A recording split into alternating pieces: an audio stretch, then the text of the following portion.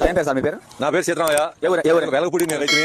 ఈ పనికిమాలిన ఎదవలు మొత్తం కొన్ని ఛానల్లో తీసుకొచ్చి హైకోర్టు మునిగిపోయింది, ఇదంతా నీళ్లు ఉంటున్నాయి అని చెప్పి పనికిమాలిన మాటలు మాట్లాడుతున్నారు. ఎప్పుడైనా కానీ అటువంటి మాటలు మాట్లాడితే చెప్పు తెగితే చెప్తున్నాను. ఏదైనా కానీ ఇక్కడ అనేది బొట్టు లేదు. నీళ్లు వర్షం దాదాపు 20 సెంటీమీటర్లు వర్షం పడ్డప్పుడు నీరు లేకుండా ఎట్లా ఉంటుంది? నీరు వచ్చింది ఎంత అయింది? నిన్న ఒక విజయనగర నాయకుడు బాబు గారు కాబట్టి, నిన్న ఆయన ఒక పని రాక్షసుడు కాబట్టి ఇక్కడ ఉన్న ఏలు కానీ డీలు కానీ వర్షం పెట్టేసి జనాన్ని నిన్న పొక్కలు పెట్టి మొత్తం చేసేసి కొండవీటి ఒక మోటార్లు లేపించేసి బట్టి నీళ్ళు లేకుండా చేశాడు.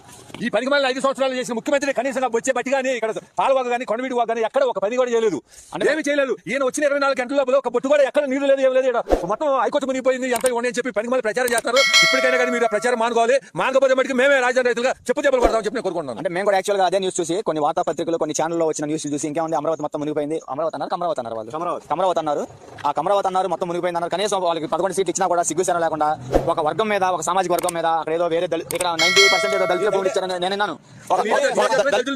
ఒక